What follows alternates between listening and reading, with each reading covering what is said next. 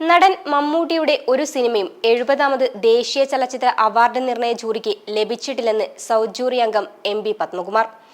BJP. സർക്കാർ മനഃപൂർവ്വം മമ്മൂട്ടിക്ക് അവാർഡ് നൽകിയില്ലെന്ന തരത്തിൽ പല പ്രചരണങ്ങളും നടക്കുന്നുണ്ട്. എന്നാൽ അവ തെറ്റാണെന്ന് പത്മകുമാർ പറഞ്ഞു. തന്റെ ഫേസ്ബുക്ക് പേജിലൂടെയായിരുന്നു അദ്ദേഹത്തിന്റെ പ്രതികരണം. അദ്ദേഹം പറഞ്ഞത് ഇങ്ങനെയാണ്: ദേശീയ അവാർഡ് പ്രഖ്യാപനത്തിൽ ഒരു വിധത്തിലുള്ള രാഷ്ട്രീയ ഇടപെടലും നടന്നിട്ടില്ല. മമ്മൂട്ടിയുടെ ഒരു സിനിമ പോലും ദേശീയ ചലച്ചിത്ര അവാർഡിനായി അയച്ചിട്ടില്ല. മമ്മൂട്ടിക്ക് അവാർഡ് നൽകിയില്ലെന്ന് പറഞ്ഞ് പലരും അനാവശ്യ വിവാദം ഉണ്ടാക്കുകയാണ്. നൻപകൽ നേരത്ത് മയക്കം പോലുള്ള സിനിമകൾ ദേശീയ അവാർഡിനായി അപേക്ഷിക്കണമായിരുന്നു. നാഷണൽ അവാർഡ് മമ്മൂട്ടിക്ക് കൊടുത്തില്ലെന്ന് പറയുന്നത് തന്നെ തെറ്റാണ്. മമ്മൂട്ടിയുടെ ഒരു സിനിമ പോലും ദേശീയ അവാർഡിനായി അപേക്ഷിക്കാത്തതിൽ എനിക്ക് വിഷമമുണ്ട്. നൻപകൽ നേരത്ത് മയക്കം പോലുള്ള സിനിമകൾ ദേശീയ അവാർഡിന് അയക്കാത്തത് മോശമായി പോയി. വലിയൊരു അവസരമാണ് അതിലൂടെ മലയാളത്തിന് നഷ്ടമായതെന്നാണ് പത്മകുമാർ പറഞ്ഞത്.